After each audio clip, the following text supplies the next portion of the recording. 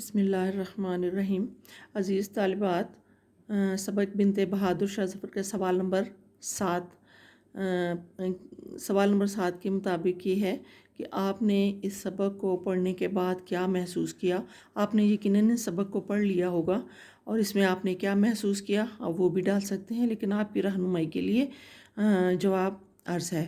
بنت بہادر شاہ ظفر پڑھنے کے بعد ہم یہ محسوس کرتے ہیں، بلکہ ایک بہت بڑی حقیقت، زندگی کی حقیقت ہمارے سامنے یہ آتی ہے کہ انسان پر کسی بھی وقت اس کے حالات بدل سکتے ہیں۔ کوئی بادشاہ فقیری کی حالت میں بھی جا سکتا ہے اور اللہ پاک کسی کو بھی کسی وقت بھی غنی کر سکتا ہے۔ جیسے کہ اس میں آپ دیکھتے ہیں کہ محل میں رہنے والے لوگ کیسے در بدر کی ٹھوکریں کھانے پر مجبور ہو گئے اور انہیں کتنی مشکلات کا سامنا کرنا پڑا۔ یہ حقیقت ہمیں زندگی کی حقیقتیں سمجھانے میں بہت بڑا کردار ادا کرتی ہیں۔ سوال نمبر 2، کلثوم زمانی بیگم پر جو بیتی اسے مختصر بیان کریں۔ کلثوم زمانی بیگم جو ہیں وہ بہادر شاہ ظفر کی بہت چہیتی بیٹی تھیں، لیکن جنگ آزادی کے بعد پناہ کی تلاش میں انہیں کس قدر مشکلات کا سامنا کرنا پڑا۔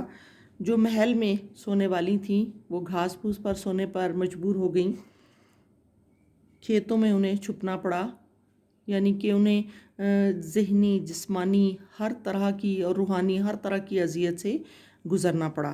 یہ ان کی زندگی کی بہت بڑی حقیقت تھی۔ سوال نمبر 9، سبق بنت بہادر شاہ ظفر کے کرداروں رتبان، مرزا عمر سلطان اور نواب نور محل پر مختصر روشنی ڈالیں۔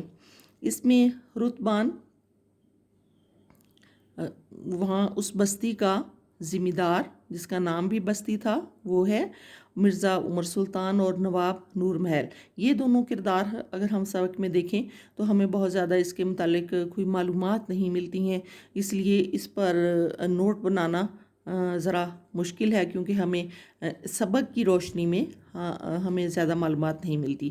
اس لیے اس سبق کی روشنی میں 2 کردار ایسے ہیں جن پر ہم بآسانی بات کر سکتے ہیں، جیسے کلثوم زمانی بیگم اور عبد القادر جو کہ آزاد کردہ غلام تھا کلثوم زمانی بیگم کا۔ اس لیے ہم یہاں پر 2 کرداروں کو ڈالیں گے، کلثوم زمانی بیگم کو، بستی ذمہ دار کو، اور غلام عبد القادر کو۔ یہ 3 کرداروں پر ہم بات کریں گے۔ سب سے پہلے کلثوم زمانی بیگم کا کردار، جو کہ ہم نے اس سے پہلے ایک سوال کے جواب میں بھی ہم گزر چکا ہے کہ بنت بہادر شاہ ظفر کی بہت چہیتی بیٹی تھیں، جن کو کہ حالات کے پیش نظر بہت ساری مشکلات سے گزرنا پڑا، اور انہوں نے ان سارے حالات میں بہت استقامت کا مظاہرہ کیا۔ اور اگر ہم اس سارے ان کی زندگی کے حالات کو دیکھیں تو انہوں نے بہت خودداری کے ساتھ اور صبر اور تحمل کے ساتھ ان تمام حالات کا مقابلہ کیا، اور کہیں بھی اپنے اعتماد کو کھونے نہیں دیا، اور نہ ہی انہوں نے کسی کے آگے ہاتھ پھیلایا۔ جس طرح کے بھی حالات تھے، فاقے بھی انہوں نے گزارے، لیکن کسی کے آگے ہاتھ نہیں پھیلایا۔ یہ کلثوم زمانی بیگم کے کردار کی خاص بات ہے۔